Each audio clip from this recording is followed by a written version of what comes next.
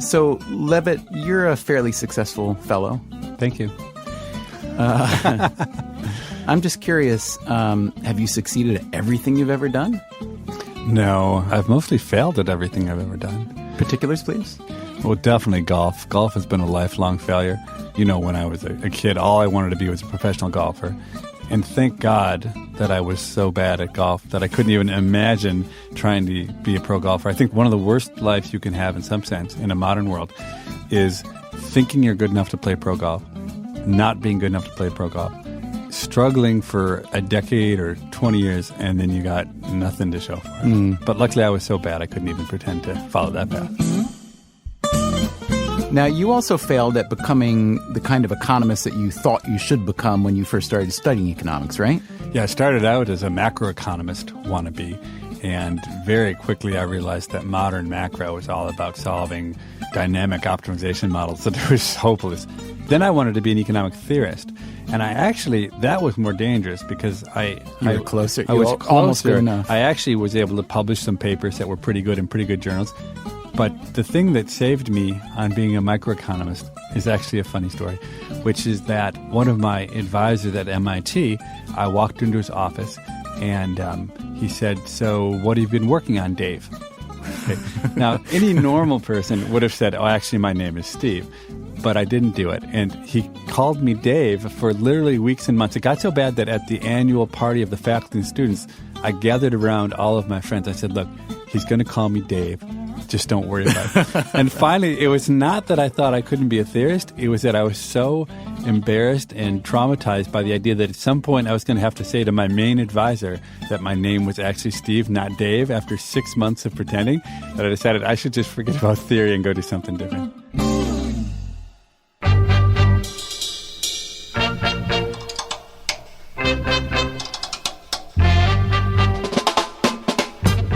From WNYC, this is Freakonomics Radio, the podcast that explores the hidden side of everything. Here's your host, Stephen Dubner.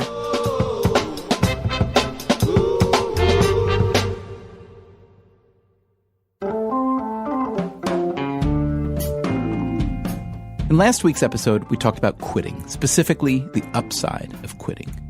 Why are so many people so reluctant to quit?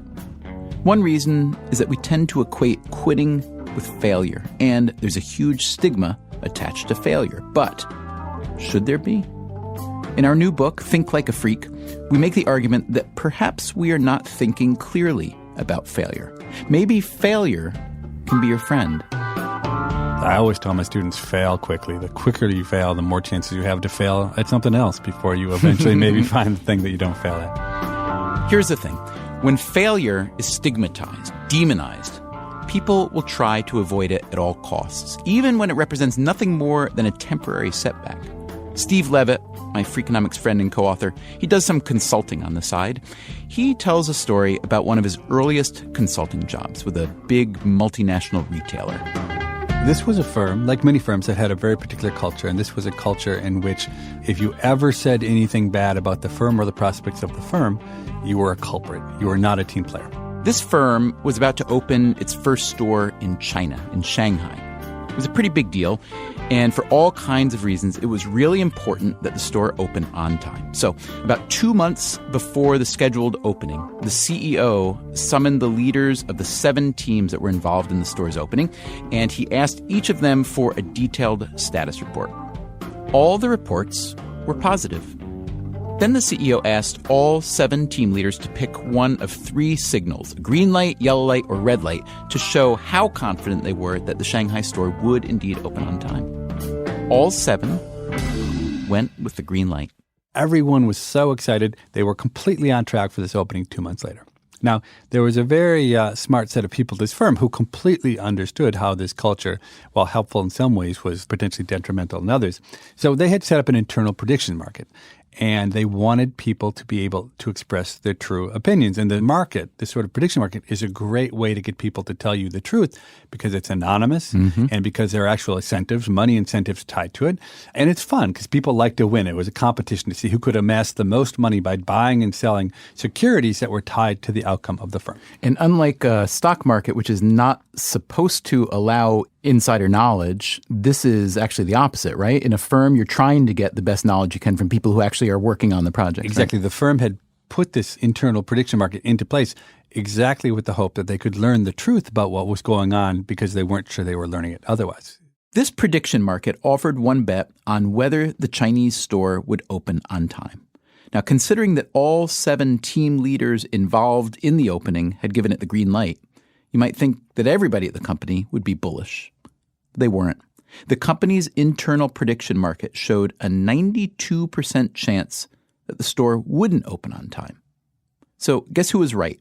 The anonymous bettors in the prediction market or the team leaders who had to stand in front of their bosses? So even though the 7 teams had all said, we're sure we're on track, everybody basically knew almost for sure that there was almost no chance the store would open on time. And indeed, the store did not open on time. What does that say about these 7 team leaders who had to present to the CEO and their fear of failure? Was it fear of failure, or was it just fear of appearing that they're not doing their job well? How does failure factor in? Well, it's funny because in this case, failure can be defined in different ways. I mean, ultimately, they failed. The store did not open. Could you pin that failure on any individual? Not really. But it's tricky because the incentive, I mean, we've talked so much about incentives over the years and what kind of incentives. I mean, obviously there were some financial incentives associated with their jobs, but that wasn't it. I think that what really was most costly is for you to stand up in the room and be the only one willing to say, I'm really sorry, and I know we've been planning this launch for 5 years, but we botched it and we're not going to make it. But there was no place for that.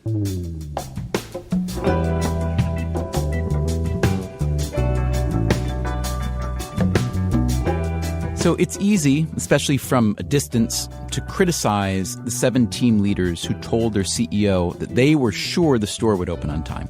From the sound of it, this CEO had what is called go fever. You ever heard of go fever?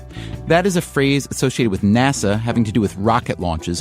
When a boss catches go fever, it can take a lot of courage to focus on potential failures. Just think of all the factors working against you. There's momentum, institutional politics, ego, and the consequences of go fever can be far more tragic than the delayed opening of a retail shop in Shanghai. This is shuttle launch control at T-minus 2 hours, 28 minutes and counting. Here comes the 51L flight crew boarding the elevator, ready to depart the O&C building for the launch pad. On January 28, 1986, NASA was planning to launch the Space Shuttle Challenger from Kennedy Space Center in Cape Canaveral, Florida. The mission had drawn massive public interest, largely because the crew included a civilian, a schoolteacher from New Hampshire named Krista McAuliffe. Well, I am so excited to be here. I don't think any teacher has ever been more ready to have 2 lessons in my life. The launch had already been delayed a few times. On the night before the new launch date, NASA held a long teleconference call with engineers from Morton Thiokol. That's the contractor that built the Challenger's solid rocket motors. Okay, well, I'm Alan McDonald. McDonald was one of the Thiokol engineers on site in Cape Canaveral. At the time, I was the director of the Space Shuttle Solid Rocket Motor project for my company, Morton Thiokol. It was unusually cold in Florida. There is a meteorologist in Orlando that's saying that these strong winds we saw today are being followed by extreme cold front moving toward the Cape, and they're expecting to see temperatures maybe as low as 18 degrees Fahrenheit by tomorrow morning at the opening of our launch window. And I says, good grief. I says, I'm really concerned that our O-ring seals and these big joints will operate properly at those kind of temperatures. These O-ring seals kept the extremely hot gases, like 6,000 degrees hot, from escaping the shuttle boosters. You do not want those gases to escape the shuttle boosters. But as McDonald later described in his book, Truth, Lies, and O-Rings, the boosters had never been tested below 53 degrees, and the forecast for launch morning was calling for temperatures much lower than that. So, on that teleconference call, the night before the launch, McDonald and his team recommended that the launch be postponed again. And NASA immediately challenged the basis for such a recommendation, which really surprised me, because prior to that time, I had given every flight readiness review for every flight since I was put on the program. And I was challenged at every one of them of making sure that I could say it was safe enough to flight. And here, all of a sudden, we recommended not flying, and they challenged the basis for that. McDonald couldn't believe that NASA wanted to launch despite what he saw as an obvious risk. I was amazed that they made such statements because we always erred on the side of safety. In fact, the engineers got put into a position to prove that it would fail, and they could not do that. And that's a whole different question. According to McDonald, his boss back at Morton Thiokol headquarters in Utah got off the NASA conference call for about 30 minutes to talk about the situation with other Thiokol executives. When he got back on the line, McDonald says, the recommendation to postpone the launch had been reversed. McDonald was angry, but he'd been overruled. The launch was back on. Now, NASA requested that the responsible Morton Thiokol official sign off on the decision to launch. I knew who that responsible Thiokol official was. That was me. That was my job. That was my responsibility. That's why I was where I was at. And I did the smartest thing I ever did in my entire lifetime. And that was I refused to sign the launch recommendation. As a result of that, my boss had to sign it and send it down to me. Which he did by fax machine. As the engineers were waiting for the fax, McDonald spoke up again. So then I got more frustrated, and I says, well, let me tell you something. I certainly hope nothing happens tomorrow. But if it does, I'm not going to be the person to stand before a board of inquiry and explain why I gave you permission to fly these solid rocket motors in a condition that I knew they were never qualified to do.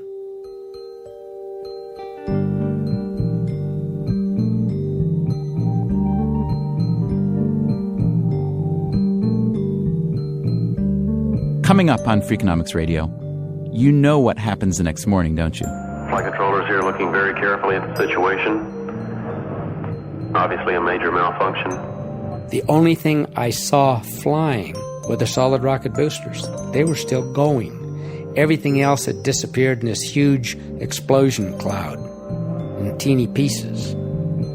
And what if you could learn how you might fail without going to the trouble of actually failing? So lean back in your chair, get yourself calm and just a little bit dreamy. I don't want any daydreaming, but I just want you ready to be thinking about things.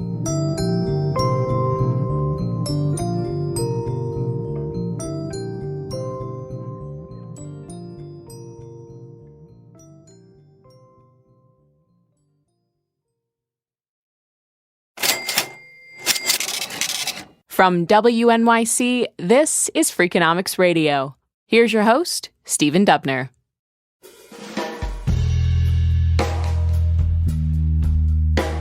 So Alan McDonald was the director of the Space Shuttle Solid Rocket Motor Project for Morton Thiokol, the company working with NASA on the Challenger shuttle launch.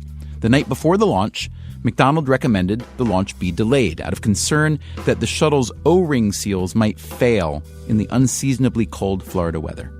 But McDonald was overruled. The next morning, he walked to launch control. Carrying my briefcase in one hand, my headset in the other. And it was like 22 degrees. And I saw these icicles hanging all over the place. And I said to myself, they obviously aren't going to launch this thing today. And I was amazed. They finally came on and said they were going to send a team, an ice team out to see if they could knock the ice down as much as possible to reduce the debris risk. And they did that. They ended up doing that actually twice before they finally went into the terminal count and launched the Challenger. 10, 9, 8, 7, 6. We have main engine start. And I remember I held my breath. 3, 2, 1, and liftoff. Liftoff of the 25th Space Shuttle mission, and it has cleared the tower.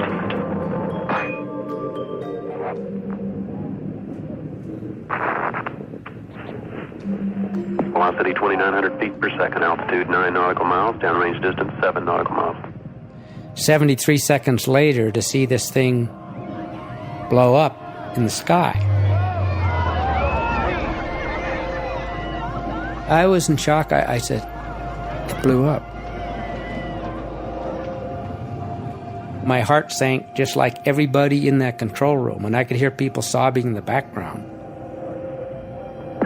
Flight controllers here looking very carefully at the situation. Obviously a major malfunction. And I kept hearing this voice over the network saying, RTLS, RTLS, which is return to launch site, and not getting response back from the orbiter. The only thing I saw flying were the solid rocket boosters. They were still going. Everything else had disappeared in this huge explosion cloud in teeny pieces. We have a report from the flight dynamics officer that the vehicle has exploded. Flight director confirms that. We are looking at checking with the recovery forces to see what can be done at this point. No way they could have survived that, in my opinion. And they didn't, obviously.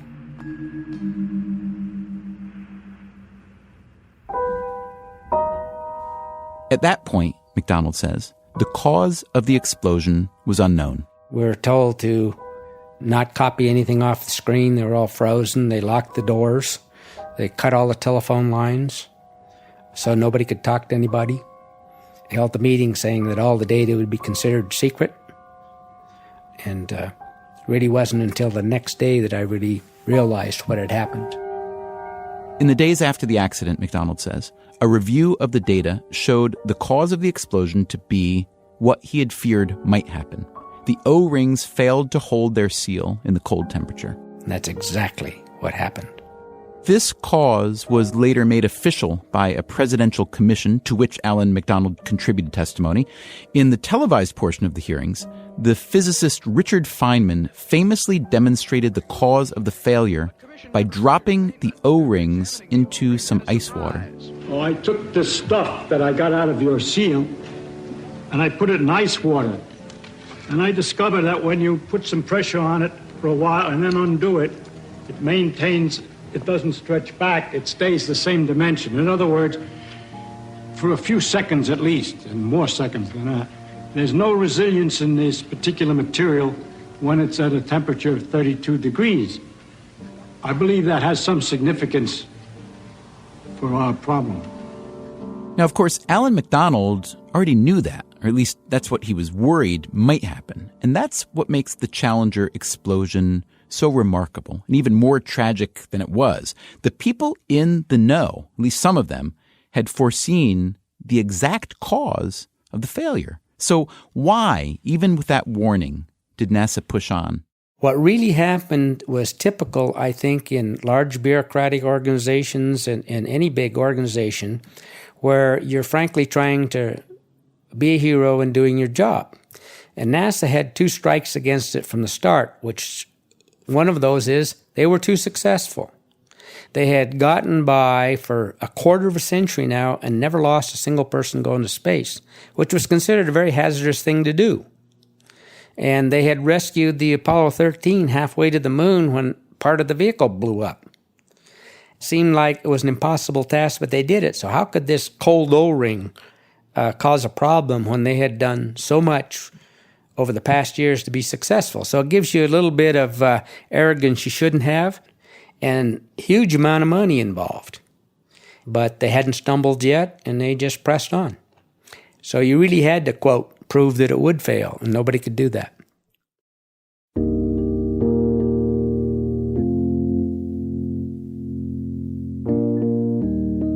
You might think it's a rare case when a group of decision makers know with such precision just what will go wrong with a project. But is it? What if there were a way to peek around the corner on any project to see if it's destined to fail? That is, if you could learn how you might fail without going to the trouble of actually failing.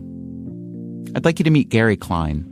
I'm a cognitive psychologist. I got my PhD back in 1969 in experimental psychology.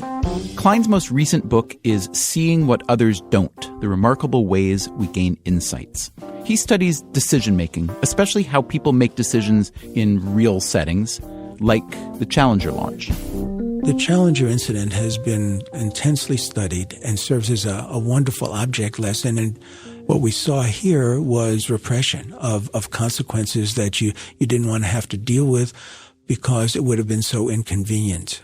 So we make the argument in our book that there's a general reluctance to quit or to untangle ourselves from projects or relationships or whatnot, and that's in part because failure is seen as such a stigma. We don't want to quit because we don't want to be seen as having failed. And so let's talk first of all about the stigma of failure. Do you think it deserves it, or do you think we should rethink the way we consider failure generally? Well, the standard line is that you fail often to get smarter, and you fail in productive ways, and it's a way of building mental models, and all of those things are true. So how can failure be made more fruitful? Gary Klein has one idea, which I think is pretty brilliant. It's called the pre-mortem. You have surely heard of a post-mortem. That's the process by which you figure out what exactly killed, say, a hospital patient or maybe a big project. Theoretically, everybody benefits from the knowledge you gather during a post-mortem. Everybody except the patient, because the patient is dead. The idea of a pre-mortem is to try to run through that process before the patient dies. But the patient in this case, we should say, is not a human, but it's a project or a product or something like that, correct? Exactly. With a pre-mortem, you try to find out what might go wrong before it goes wrong. How does this work? Gary Klein will walk us through it. Imagine you work for a company that's about to launch some big project that you and a lot of others have been working on for months, maybe years. But before you launch, Klein gathers all the important team members in a room. I need you to be in a relaxed state of mind. So lean back in your chair. Get yourself calm and just a little bit dreamy. I don't want any daydreaming, but I just want you ready to be thinking about things. And I'm looking in a crystal ball. And, oh gosh. The image in the crystal ball is a really ugly image. See, this is a 6-month effort. We are now 3 months into the effort, and it's clear this project has failed. There's no doubt about it. There's no way that it's going to succeed. Oh, and I'm looking at another scene a few months later. Project is over, and we don't even want to talk about it. And when we pass each other in the hall, we don't even make eye contact. It's that painful. Okay, so this project has failed, no doubt about it. Now, for the next 2 minutes, and I'm going to time this, for the next 2 minutes, I want each of you to write down all the reasons why this project has failed. We know it failed, no doubts. Write down why it failed. I keep a strict clock because we don't want to chew up too much time on this. And I see everybody is writing, and I say there's 20 seconds to go, and they're writing faster because they're trying to get everything in. And now 5 seconds, and then, okay, finish the sentence, and then pencils up.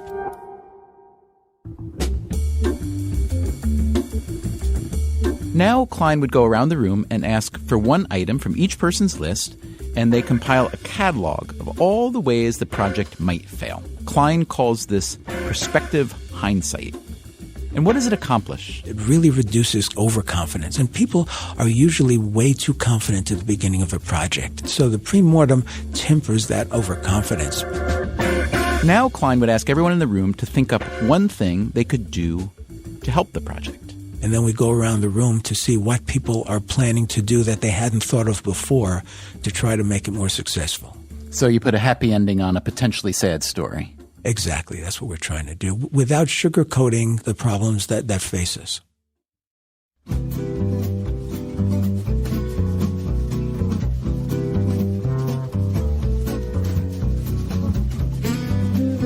Now, here's an obvious question. If you are running a pre-mortem and everybody involved with the project is able to come up with a few ways in which the project might fail, why are these potential problems only coming up now when the project is about to launch?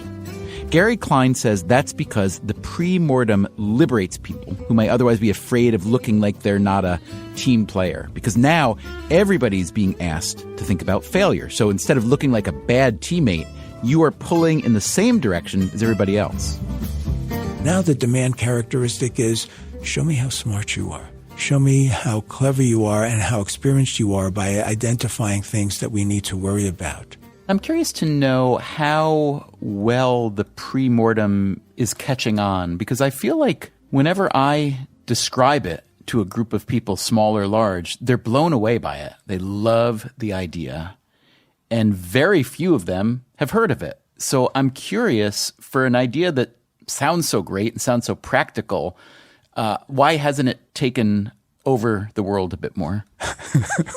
That's very kind of you. I'm not entirely sure. I think one reason is we have not gone out of our way to publicize it. This was just a kind of activity that grew up out of our own practice, and we were just doing it internally. And after we would do it with a few project managers, sponsors, and they said, can you use it with some of our other projects even though you're not involved? So I sort of see it the other way. I'm surprised at how many people are using it. I hear about people using it, and nobody ever mentioned it to me. So I'm impressed that it's gotten as much mileage as it has.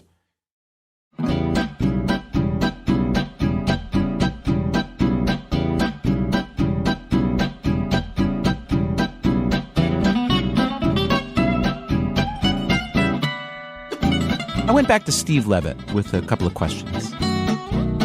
Why do you think there's such a stigma associated with failure generally? I think to be willing to accept failure, you have to have self-confidence. That you have to be accepting of the idea that failing doesn't define who you are. Failing gets something out of the way that keeps you from finding the thing that you're actually going to be good at. And I mean, look, we're spoiled, right? You and I both have stumbled onto a lot of success, and it's so much easier to be terrible at things and to admit you're terrible when in other parts of your life you get rewarded and people, write you letters and say you're great. So I think it's easy for us to accept failure. And honestly, I think I've gotten much better as I've gotten older at being able to laugh at myself. I was really insecure for a long time. I didn't want to show people I was bad. But now I think I've actually I often will laugh the hardest. When I do stupid things, I laugh the hardest. So what's the strategy if you're the CEO or if you're another CEO, even if you're the CEO of a 2-person operation listening to this, what is the strategy to encourage people to acknowledge that failure may happen and that we'd be much better off dealing with the failure beforehand than after? I think the only credible way to make failure acceptable is to celebrate failure.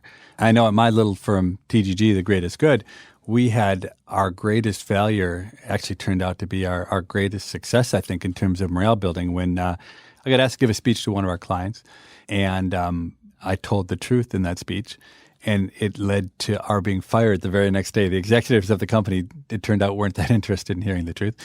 And unceremoniously, through email, we were fired from one of our biggest accounts. And the thing was that we celebrated it. Not just pretend celebrated, we really celebrated, because our view was there's no point in staying up all night working on projects for clients if they don't appreciate it. If they don't want to hear the truth, then how in the world do we want to spend our life doing this work?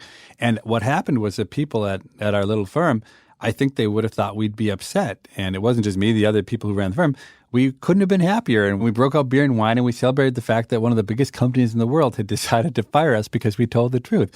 And I think, one of the things that you and I have really come to believe over time is that it's really not for most people about money. There's something bigger, that if you're going to work hard and do something, it's about the pride and the joy of feeling like you're part of something bigger, something exciting. And the folks who worked at our little consulting firm actually felt that day that it was about something bigger, that we were about the truth. We were about doing good work. And that's hard to do in a business setting. But it was, I don't know, I want to get all misty out of it, but it's kind of magical.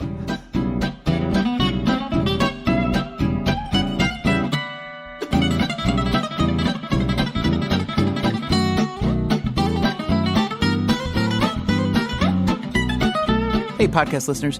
On the next Freakonomics Radio, it's time for the World Cup, which means that every sports fan in America, including my 13-year-old son, tries to get excited about soccer. What's soccer? You don't let me say the word soccer, do you? No, I do not.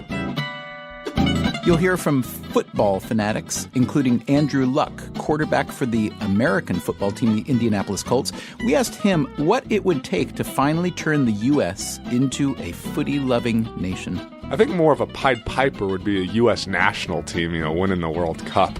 As we know, we love winners in this country. World Cup fever and why we don't catch it. That's next time on Freakonomics Radio.